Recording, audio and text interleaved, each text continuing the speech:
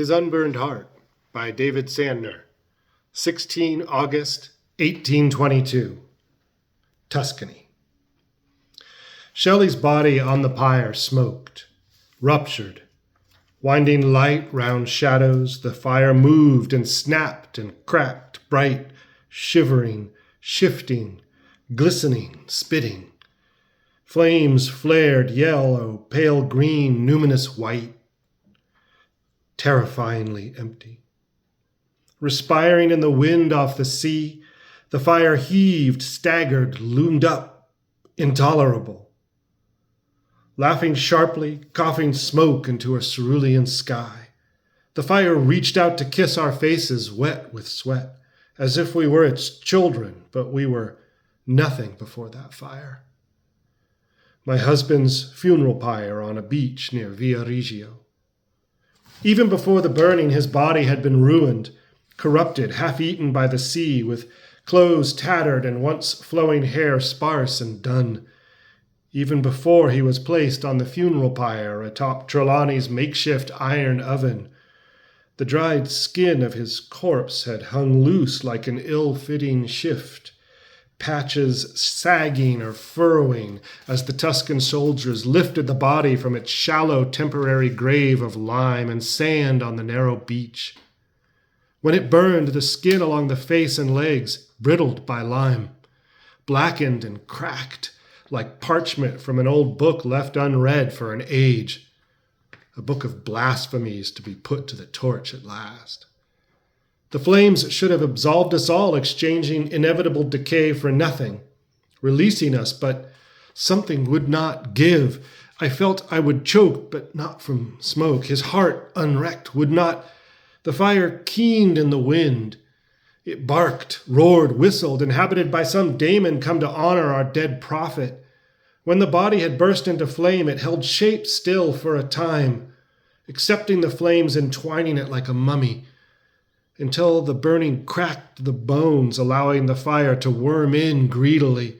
And then the inner matter, already unintelligible as organs or muscle, bubbled thickly, sickeningly. And then, what then? Unbearably, his heart would not. At last, where there should have been only charred bone, nothing more, some unknowable remained. More like an ideal thing from his dreams or poetry, as insistent as a conscience. There, in the revealed cavity of his cracked chest, lay his absurd heart, a dark lump, smoking.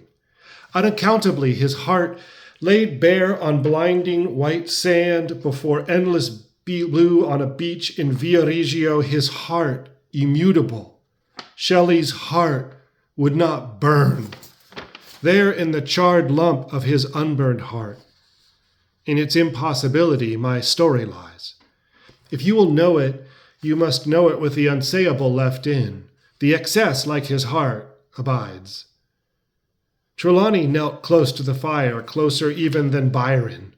Shirtless, dripping sweat from his arms and off his thick beard, he raised his muscled arms in supplication. Shaking, wild-eyed, he seemed to want to throw himself into the flames. It was he who had insisted on burning the corpse. Reckless, high-spirited, a sailor, an adventurer. Byron had christened him my corsair after the pirate hero of his poem, and Trelawney embraced the designation. He would, if he could, lie enough and strive enough to live his life so. He had performed invented rites to honor the dead poet.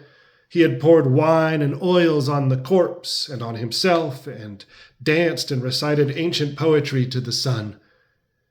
Byron, in a tight black coat and breeches, remained close in, unmoving, burning coal eyes gazing into the inferno, as if he had turned into a pillar of salt.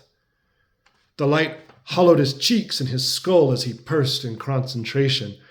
A baker's dozen ill-attired Italian soldiers, a local militia, their white shirts soiled and untucked under indifferent brown long coats with over-large hats scuffed and cocked hurry-scurry, moved away, murmuring, breaking what little discipline they had, milling nervously, turning their backs, crossing themselves. The smell, the heat, they called to each other in Italian. The smoke, they said, coughing. The devil's light, the crazy English. Their captain, his suit though worn in good discipline, looked pointedly out to sea, at nothing. Nothing to notice, those were his unspoken orders: stand and endure. In jealousy or frenzy at those who remained, the fire shot up astonishingly high and bright, intensifying, sparking, crackling, humming in the wind. The shimmering light hurt our witness eyes. Pulsing yellow and billowing white in flaring red, haloed in an orange luminescence, the fire cast our shadows on the sunlit beach. What is it we burned? What was my Shelley? With that fiery show, all stood dumb before the weird blaze, our bodies painted lurid colors, our faces changed for strangers' faces. Byron had endured the rituals with aplomb, somber at the circumstances, but mildly amused at the worked-up fervor of our self-appointed pagan priest, Trelawney. The strange fire rising up cast his mood into deep shadow. Leigh Hunt, the poet and publisher and our friend, had come with Byron by the road, a dirt cart path just off the narrow ribbon of sand before the sea. To the south lay Lerici, where my Shelley and I had lived at Lone La Casimagni, our boathouse hanging above the waves. To the north bustled Leghorn, which the Italians called Livorno, where Hunt had arrived from England, and Shelley had sailed to greet him. Here, this beach, it was nowhere. A lost place, his last place, between here and there. Hunt retreated from the heat, sagging in an attitude of grief against Byron's great black coach.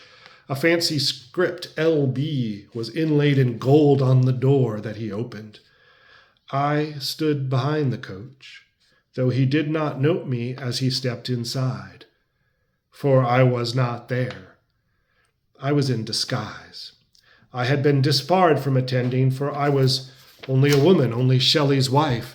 I stood beside Tita, Byron's hulking manservant, who only frowned and bowed his head at all that transpired.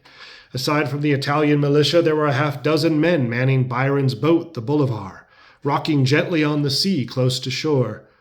The boat had brought Trelawney and his iron oven for the pyre. The crew had lined the deck, holding absently to the rigging or leaning on the boat's edge, paying respect to the dead, until the fire had brought wildness, frightening and terrible to us all. All marveled, but then averted their gazes from the heat, their eyes become dulled to sublimity. Who can look into its cracked mirror gaze for long? Soon the Italians and Byron's sailors talked amongst themselves and paid no heed, waiting for the odd English nobles to finish their rites, waiting for normalcy to restore all illusions. All had turned away, disturbed, afraid, except Trelawney, swaying, nostrils flared, wide-eyed, and Byron, unwilling to be moved by any power, any strangeness, wrapped in thoughts of fire to match the blaze before him. And me. Then Trelawney saw the heart. His charlatan show over, no one watched him now. His display of pagan pomp served as a perfect distraction. Having been the center of attention, none watched him now, slightly embarrassed for him in his foolishness, slightly afraid of his audacity. Looking about himself first to see if any of the local militia watched, Trelawney snatched the heart out of his friend's cracked chest, and no one else, not even Byron, saw. No one else but me. We two alone.